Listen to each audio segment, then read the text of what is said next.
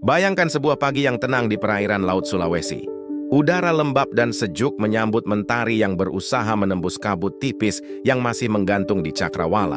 Laut tampak tenang, nyaris tanpa gelombang. Namun di balik ketenangan itu, tersembunyi ketegangan yang bisa meledak sewaktu-waktu. Dua kapal perang berjaga dalam diam, satu berbendera merah putih, satu lagi membawa jalur gemilang. Mereka hanya dipisahkan oleh batas tak kasat mata yang disengketakan. Meriam terarah, mesin menyala, dan hanya frekuensi radio yang menjadi penghubung agar percikan api tidak berubah menjadi kobaran perang. Inilah babak nyata dari konflik Ambalat, sebuah kisah lama yang terus hidup di antara dua bangsa serumpun, Indonesia dan Malaysia. Sengketa Ambalat bermula dari sebuah tindakan yang tampak sederhana tapi syarat makna politis. Pada tahun 1929, Malaysia secara sepihak menerbitkan peta nasional yang memasukkan wilayah blok Ambalat ke dalam zona ekonomi eksklusifnya. Bagi Indonesia, langkah itu bukan hanya pelanggaran tapi tamparan terhadap kedaulatan. Wilayah Ambalat bukanlah tanah kosong, melainkan kawasan kaya sumber daya, terutama minyak dan gas, yang strategis bagi masa depan energi nasional. Sejak saat itu, garis batas yang kabur berubah menjadi sumber ketegangan yang terus membayangi hubungan diplomatik kedua negara. Titik didihnya tercapai pada tahun 2005, ketika kapal perang kedua negara nyaris bersentuhan di perairan yang disengketakan. Tidak ada peluru yang dilepaskan, tapi dunia menyadari betapa rapuhnya perdamaian yang bertumpu pada batas-batas yang tak pernah disepakati secara final. Ketegangan ini bukan sekadar pertarungan soal wilayah. Ia adalah representasi dari pergulatan harga diri, kekuasaan, dan masa depan. Sengketa Ambalat menguji kemampuan Indonesia mempertahankan kedaulatannya di tengah tekanan geopolitik yang semakin kompleks. Di bawah bayang-bayang masa lalu itu, Presiden Prabowo Subianto, yang pernah menjabat sebagai Menteri Pertahanan, mengambil langkah proaktif.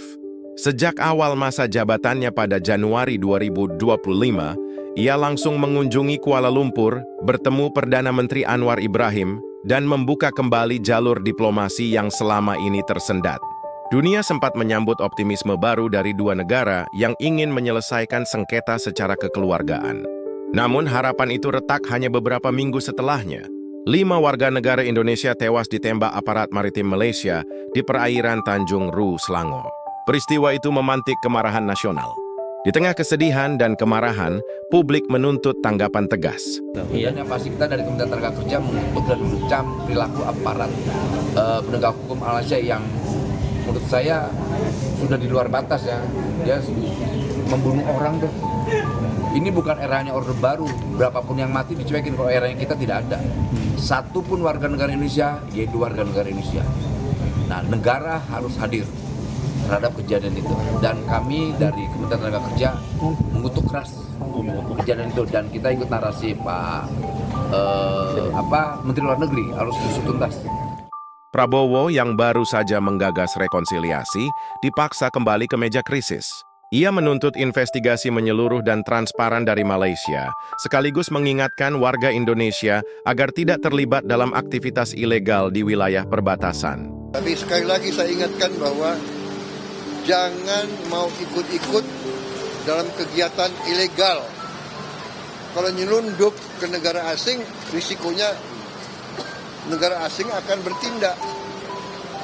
Jadi rakyat kita jangan mau dibohongi oleh sindikat-sindikat yang berjanji ini, berjanji itu. Namun, insiden itu mengungkap satu kenyataan pahit, bahwa persoalan Ambalat tak hanya bergantung pada pemimpin di atas, tapi juga menyangkut pemahaman rakyat tentang batas wilayah dan implikasinya. Sementara Indonesia bergulat dengan sengketa baratnya, dari utara datang tantangan lain. Oktober 2024, kapal penjaga pantai Tiongkok memasuki wilayah Laut Natuna Utara dan mengganggu kegiatan survei energi yang dilakukan Pertamina. Aksi itu menegaskan bahwa Indonesia sedang berada dalam posisi strategis namun rentan diapit kepentingan regional dan global. Dari Laut Cina Selatan ke Laut Sulawesi, Indonesia seakan dikepung oleh tekanan demi tekanan yang membutuhkan jawaban lebih dari sekadar diplomasi. Pemerintah pun merespons dengan langkah-langkah konkret, memperkuat basis militer di perbatasan timur, meningkatkan intensitas patroli laut, dan memperluas kerja sama pertahanan dengan negara-negara ASEAN dan mitra luar kawasan seperti Jepang, Australia, dan Amerika Serikat. Namun Ambalat tetap menjadi simbol tersendiri. Ia bukan sekadar ladang minyak. Ia adalah lambang kedaulatan.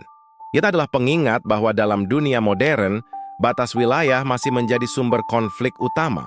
Menurut laporan Global Energy Monitor, potensi cadangan energi di Blok Ambalat bernilai miliaran dolar AIS, membuat kawasan ini tak hanya menarik bagi Indonesia dan Malaysia, tapi juga bagi korporasi global yang mengincar sumber energi baru.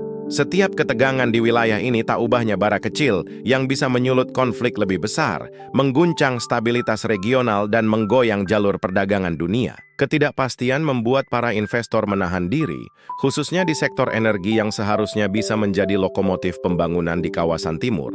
Dari sisi politik, isu perbatasan selalu berpotensi dimanfaatkan kelompok tertentu untuk memanipulasi opini dan memperuncing perpecahan di dalam negeri. Indonesia pun dituntut untuk tampil sebagai pemimpin regional yang cakap, bukan dengan suara keras, tapi dengan strategi cerdas. Mampukah Indonesia menjaga keseimbangan antara kekuatan militer, diplomasi elegan, dan komitmen terhadap hukum internasional? Harapan akan penyelesaian damai masih terbuka lebar. Namun untuk mencapainya diperlukan lebih dari sekadar pertemuan tingkat tinggi. Diperlukan pendidikan di wilayah perbatasan agar masyarakat memahami hak dan batas wilayahnya, agar mereka tak mudah menjadi korban konflik atau provokasi. Diperlukan media yang berani menyuarakan kebenaran dengan tenang dan jernih, bukan memantik emosi dengan tajuk sensasional. Diplomasi tak boleh berjalan sendiri, ia harus bersanding erat dengan kesiapsiagaan pertahanan. Indonesia harus tegas dalam menjaga kedaulatan, tapi tidak gegabah yang bisa menghancurkan jembatan kepercayaan. Hubungan Indonesia-Malaysia adalah hubungan dua saudara. Ada sejarah panjang yang mengikat, dari akar budaya hingga ikatan darah. Oleh karena itu, penyelesaian sengketa semacam ini seharusnya tak menunggu ledakan konflik, tapi digerakkan oleh kesadaran akan pentingnya stabilitas jangka panjang. Pemerintah kedua negara perlu membentuk komisi independen untuk menyelesaikan sengketa secara objektif, transparan, dan cepat. Namun yang utama adalah keberanian untuk saling mendengar dan memahami. Akhirnya, marilah kita sadari bahwa menjaga kedaulatan bukan sekadar menunjukkan otot, tapi juga menunjukkan otak dan hati. Sebuah negara besar tidak hanya karena wilayahnya luas, tapi karena warganya cerdas, pemimpinnya bijak, dan jiwanya dewasa dalam menghadapi konflik. Di tengah pusaran geopolitik, Indonesia dituntut untuk menjadi jangkar stabilitas, bukan gelombang yang mengoyak. Jangan biarkan batas wilayah menjadi batas kemanusiaan. Jangan biarkan kedaulatan menjadi alasan untuk membenci saudara sendiri. Kita bisa tegas, tapi juga bisa berpelukan. Kita bisa waspada, tapi juga bisa saling percaya. Karena pada akhirnya, perdamaian adalah warisan terbaik yang bisa kita berikan kepada anak cucu kita.